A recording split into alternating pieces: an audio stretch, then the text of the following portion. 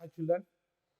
Today myself is with a new lesson for the 7th standard students, two infinitives and gerunds.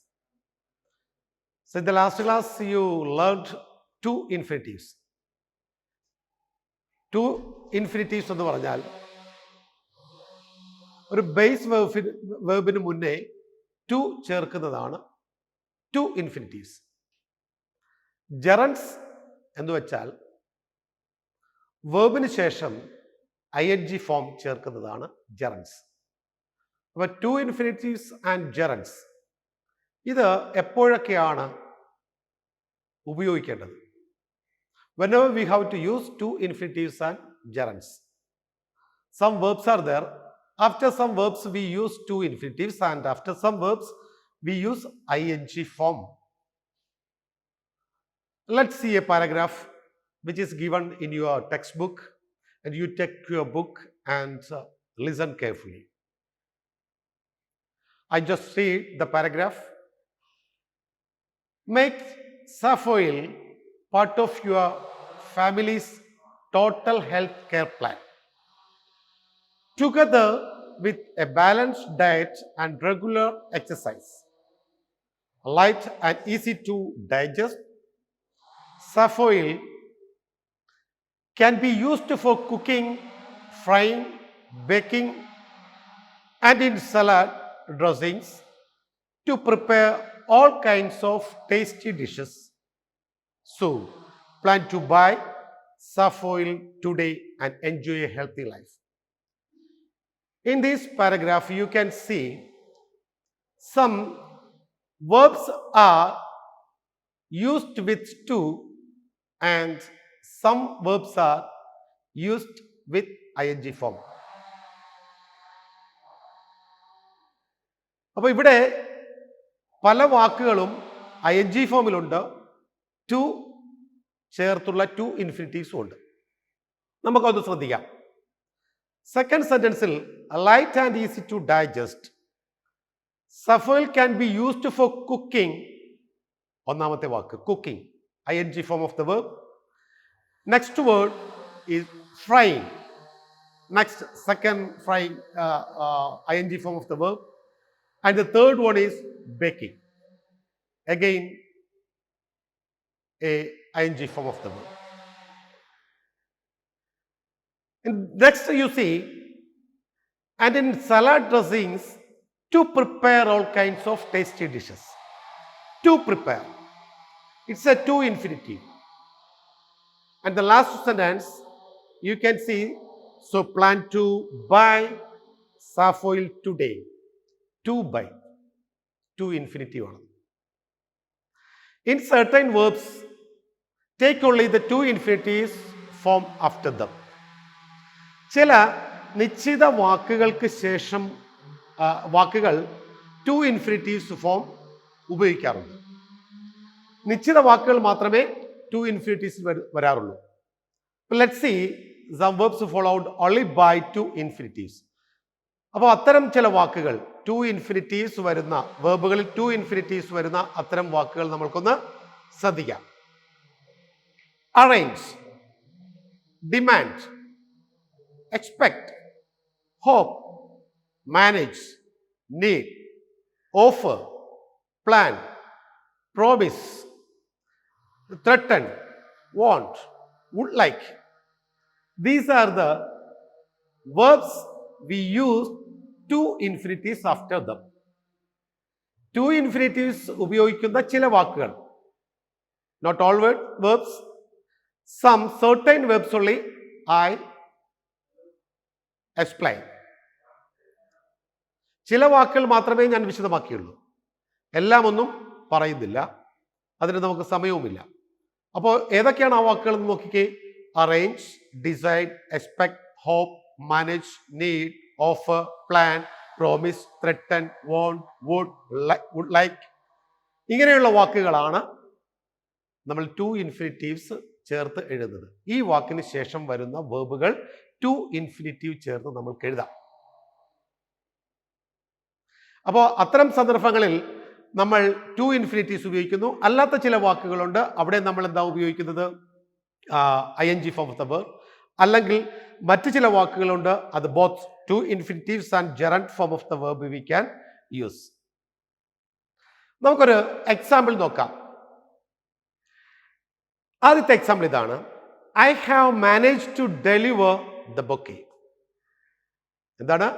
I have manage to deliver the bouquet. അപ്പോ ആദ്യത്തെ സെന്റൻസിൽ manage എന്ന വേർബിന് ശേഷം to deliver എന്ന infinitive ഫോമാണ് വന്നിരിക്കുന്നത്. Deliver എന്ന് പറയുന്നതും ഒരു വേർബാണ്. അതിന് തൊട്ടു മുന്നേ നമ്മൾ ടു ചേർത്ത് അതിനെ ടു ഇൻഫിനിറ്റീവ് ആക്കി മാറ്റി. അപ്പൊ I have manage to deliver the bouquet. ഇവിടെ മാനേജ് എന്ന വാക്ക് മാനേജ്ഡ് എന്നായി. ഒരു കാര്യം നമ്മൾ ശ്രദ്ധിക്കേണ്ടത്, ഇത്തരം വേർബുകളുടെ കാലത്തിൽ മാറ്റമുണ്ടാകാം. ഇപ്പൊ അറേഞ്ച് ആണെങ്കിൽ അറേഞ്ച്ഡ്, ഡിമാൻഡ് ആണെങ്കിൽ ഡിമാൻഡഡ്, എക്സ്പെക്ട് ആണെങ്കിൽ എക്സ്പെക്ട്, മാനേജ്ഡ് ആണെങ്കിൽ മാനേജ് ആണെങ്കിൽ മാനേജ്ഡ്, നീഡ് ആണെങ്കിൽ നീഡഡ്, ഓഫർ ആണെങ്കിൽ ഓഫേർഡ്, അങ്ങനെ പ്രോമിസ് ആണെങ്കിൽ പ്രോമിസ്ഡ്, അങ്ങനെ ഇതിൻ്റെ ടെൻസിന് മാറ്റം ഉണ്ടാകാം. അത് പാസ്റ്റ് ടെൻസിലേക്ക് മാറാം. പക്ഷെ എന്നാലും ഇത്തരം വാക്കുകൾ ഉപയോഗിച്ച് നമ്മൾ തുടർന്നുള്ള വാക്കുകൾ എഴുതുമ്പോൾ ടു ഇൻഫിനിറ്റീവ് ആണ് എഴുതേണ്ടത്. ഇനി അടുത്ത ഒരു എക്സാമ്പിൾ നമുക്ക് നോക്കാം. We need to improve the schools academic performance. ഇവിടെ രണ്ടാമത്തെ എക്സാമ്പിൾ നോക്കിയേ. We need to improve. Need എന്ന വേർബിന് ശേഷം ടു ഇൻഫിനിറ്റീവ് ആണ് വന്നിരിക്കുന്നത്. അപ്പോൾ we need to improve the schools academic performance. ഇതാണ് രണ്ടാമത്തെ എക്സാമ്പിൾ. അപ്പോൾ ചില സെർട്ടൈൻ വേർബ്സ് ഉണ്ട്, ആ വേർബിന് ശേഷമായിരിക്കും നമ്മൾ ടു ഇൻഫിനിറ്റീവ്സ് ചേർക്കുക. Similarly certain verbs take only the ING or gerund form of the. ഇതേപോലെ തന്നെ ചില സെർട്ടൈൻ വേർഡ്സുകളുണ്ട്, ഒരു നിശ്ചിത വാക്കുകളുണ്ട്, അവയ്ക്ക് ശേഷം നമ്മൾ ING ഫോം ചേർക്കും, അതല്ലാന്നുണ്ട് അല്ലെങ്കിൽ ജെറന്റ് ഫോം. അപ്പോൾ ING ഫോം തന്നെയാണ് ജെറന്റ് എന്ന് പറയുന്നത്. അപ്പോൾ ജെറന്റ് ഫോം ചേർത്ത് നമുക്ക് ചില വാക്കുകൾ എഴുതാം. അവ ഏതൊക്കെയാണെന്ന് നമുക്കൊന്ന് നോക്കാം. Enjoy, dislike, consider, keep, delay, complete, discuss, suggest, avoid, miss. ഇനി ഇതുകൂടാതെ ഒട്ടനവധി വാക്കുകളുണ്ട്. ഇത് നമ്മൾക്ക് ഏകദേശം ധാരണ വരാൻ വേണ്ടിയിട്ട് കുറച്ച് ഉദാഹരണങ്ങൾ മാത്രമാണ് ഈ വാക്കുകൾ. അപ്പോൾ ഏതൊക്കെയാണെന്ന് നോക്കിയേ. Enjoy, dislike, consider, keep, delay, complete, discuss, suggest, avoid, miss. ഒരു എക്സാമ്പിൾ നമുക്ക് നോക്കാം. I enjoy trekking. I enjoy trekking. Enjoy എന്ന വേർബിന് ശേഷം പിന്നീട് വന്നിരിക്കുന്നത് ING ഫോം ഓഫ് ദ വേർബാണ്. I enjoy trekking. പക്ഷെ ഇങ്ങനെ പറയാൻ പറ്റില്ല. ഐ എൻജോയ് ടു ട്രക്കിംഗ് എന്ന് പറയാൻ പറ്റില്ല, അത് തെറ്റാണ്. ഇനി അടുത്തൊരു എക്സാമ്പിൾ നോക്കാം. I dislike watching movies in TV. I dislike to watching അല്ല, അല്ലെങ്കിൽ ഐ ഡിസ്ലൈക്ക് ടു വാച്ച് അല്ല, I dislike watching movies in TV. അപ്പോൾ ഇനി അടുത്ത വിഭാഗത്തിൽ എന്ന് വിഭാഗത്തിലുള്ള വേർബുകൾ, അത് followed by to infinitives and gerund forms. അത് നമ്മൾക്ക് എങ്ങനെയാണെന്ന് നോക്കാം. Some verbs can be taken both the to infinitive and gerund form after them. In such cases, the meaning of the sentence may or may not undergo a change. അപ്പോൾ ഒരു വേർബിന് ശേഷം to infinitive അല്ലെങ്കിൽ ജെറണ്ടോ വന്നാൽ അവയ്ക്ക് ഒന്നുകിൽ അവയുടെ അർത്ഥത്തിൽ മാറ്റം ഉണ്ടാകാം, ചിലപ്പോൾ ഉണ്ടാകാതിരിക്കാം. ഇത് രണ്ടും സംഭവിക്കാം. അപ്പോൾ അർത്ഥത്തിന് മാറ്റം ഉണ്ടാകുകയോ ഉണ്ടാകാതിരിക്കുകയോ ചെയ്യാം. എപ്പോഴാണ്? നമ്മൾ ടു ഇൻഫിനിറ്റീവും ജെറൻസും ഒരു വേർബിന് ശേഷം വന്നാൽ. എല്ലാ വേർബിന് ശേഷം വന്നാലും അങ്ങനെ സംഭവിക്കണമെന്നില്ല. ചില വേർബുകൾക്ക് ശേഷം വരുന്ന ടു ഇൻഫിനിറ്റീവ്സോ അല്ലെങ്കിൽ ജെറന്റ് ഫോംസ് അതിൻ്റെ ആ സെൻറ്റൻസിൻ്റെ മീനിങ്ങിൽ മാറ്റം വരുത്താം. Let's see some verb followed by both to infinitive and gerund. അപ്പോൾ അത്തരം ചില വേർബുകൾ നമുക്കൊന്ന് നോക്കാം. ടു ഇൻഫിനിറ്റീവും ജെറൻസും വരുന്ന അത്തരം വേർബുകൾ നമുക്കൊന്ന് നോക്കാം. ഇപ്പോൾ go on, stop, remember, need, prefer, try, continue, forgot, afford, begin, hate, love, like. ഇപ്പം ഇത്തരം ഒട്ടനവധി വാക്കുകളുണ്ട്. അതിലേതാനും ചില വാക്കുകൾ ഇത് പ്രത്യേകം ഓർത്തു വയ്ക്കേണ്ട കാര്യമാണ്. ഏതെല്ലാം വാക്കുകളുടെ കൂടെയാണ് ടു ഇൻഫിനിറ്റീവ് അല്ലെങ്കിൽ ജെറണ്ട് വരുന്നത്? രണ്ടും, ടു ഇൻഫിനിറ്റീവും വരാം, ജെറണ്ടും വരാം. ഇനി അത്തരം വേർബിന് ശേഷം ടു ഇൻഫിനിറ്റീവ് ജെറണ്ടും വന്നു കഴിഞ്ഞാൽ അവയ്ക്ക് ഏതെങ്കിലും അർത്ഥവ്യത്യാസങ്ങൾ ഉണ്ടാകുമോ എന്നതിനെക്കുറിച്ച് നമുക്ക് വളരെ വ്യക്തമായിട്ടുള്ള ഒരു ധാരണയുണ്ടാകും. അപ്പോൾ ഇനി ഒരു ജസ്റ്റ് 1-2 എക്സാമ്പിൾ നോക്കി നമുക്ക് മുന്നോട്ട് പോകാം. Example number 1. The burglar tried to enter the house. The burglar tried to enter the house. ഇവിടെ ട്രൈഡ് എന്ന വേർബിന് ശേഷം ടു ഇൻഫിനിറ്റീവ് ആണ് വന്നിരിക്കുന്നത്, ടു എൻ്റർ. ഇനി രണ്ടാമതൊരു സെൻറ്റൻസ് നോക്കിക്കേ. The burglar tried entering the house. രണ്ടാമത്തെ സെൻറ്റൻസിൽ the burglar tried entering the house. അവിടെ ട്രൈഡിന് ശേഷം നമ്മൾ ഉപയോഗിച്ചിരിക്കുന്നത് ING ഫോം ഓഫ് ദ വേർബാണ്. എൻ്ററിങ് എന്നാണ് ഉപയോഗിച്ചിരിക്കുന്നത്.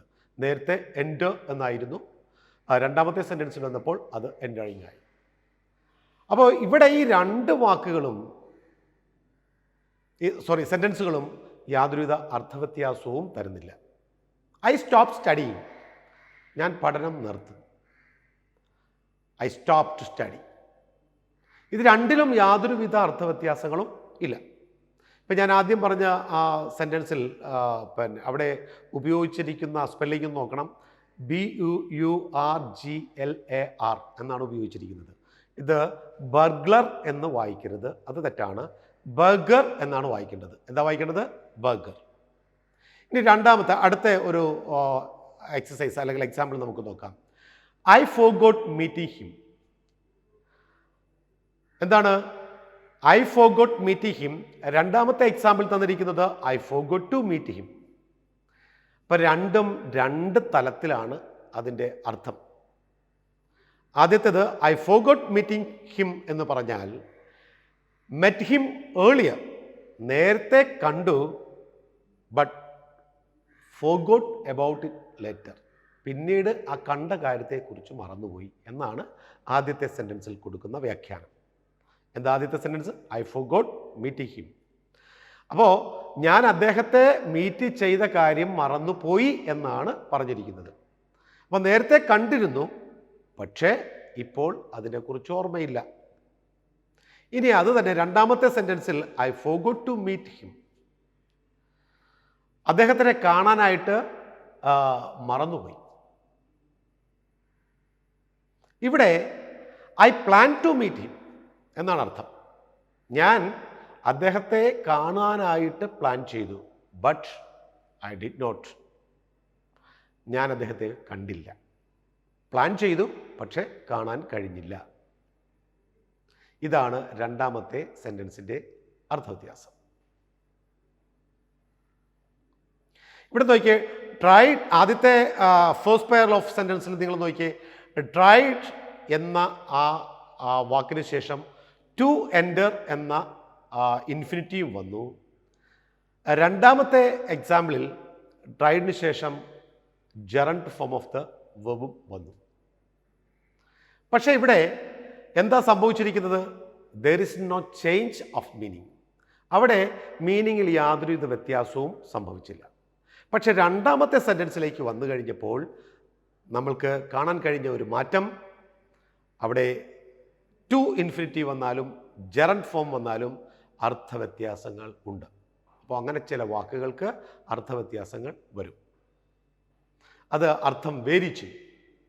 അപ്പോൾ ഈ കാര്യവും നമ്മൾ പ്രത്യേകം ഒന്ന് ശ്രദ്ധിക്കണം. അപ്പോൾ ഈ ക്ലാസ് ഇവിടെ കൊണ്ട് തീരുകയാണ്. അടുത്ത ഒരു class, for the next class you wait and I give you examples today or tomorrow, and you do the exercise well and practice it more, and try to write in your textbook and grammar notebook, and also try to read many times. Thank you very much for your cooperation. Thank you.